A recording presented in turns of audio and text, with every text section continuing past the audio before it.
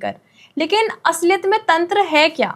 तंत्र एक साधना है, एक विधि है, एक प्रयोग है।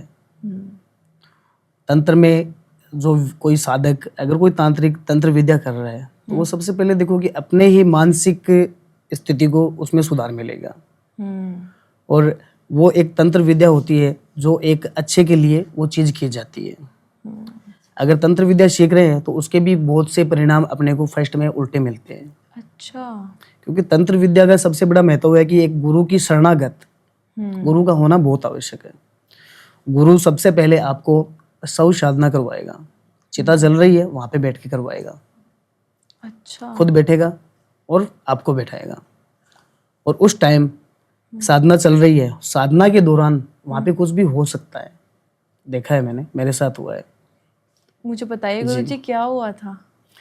यह साधना रात को होती है। रात को हम जो कौवा होता है वो हम सुबह ही देखते हैं, नाइट में नहीं देखते। साधना के दौरान वहां पे कम से कम 50 इकट्ठा हो गए। अच्छा। और अचानक से कुत्ते इतने मतलब इकट्ठा हो गए कि कभी यहाँ से टच कर रहा है, कभी यहाँ से टच कर रहा है, और आंखें बंद। गुरु ने ये पहले ही ये बात समझा दी थी कि चाहे कुछ भी हो जाए, चाहे कुछ भी फील हो, आसपास बहुत सी चीजें नजर आएगी और महसूस करवाएगी। और उस रूप में कोई भी हो सकता है। अगर कुत्ता है तो कुत्ते के रूप में एक प्रेत भी हो सकता है वहां पे। क्योंकि शव साधना में ये बहुत ही एक कठिन साधना होती है, शव साधना होती है जो। और उसके दौरान अगर हम भटक जाते हैं तो हमारी जान को 100% खतरा होता है। क्योंकि मैंने आसपास इतनी आत्माएं मैंने महसूस की थी कि एक बच्चे की आत्मा, बूढ़े की आत्मा, जवान की आत्मा, एक लड़की की आत्मा, कि वो ऐसा कुछ मांग रही है। वो शव साधना के दौरान ही वो चीजें हम महसूस कर सकते हैं। अच्छा। तो और वहीं से तंत्र विद्या स्टार्ट होती है।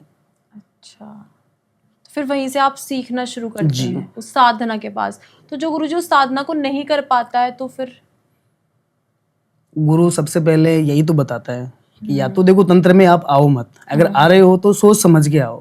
क्योंकि तंत्र एक ऐसी दुनिया है, एक ऐसा दलदल है कि व्यक्ति अगर चला गया तंत्र में वो वहां से बिल्कुल नहीं निकल पाएगा। तो क्या तंत्र सिर्फ अच्छे कामों के लिए इस्तेमाल होता है या फिर कुछ बुरे कामों के लिए?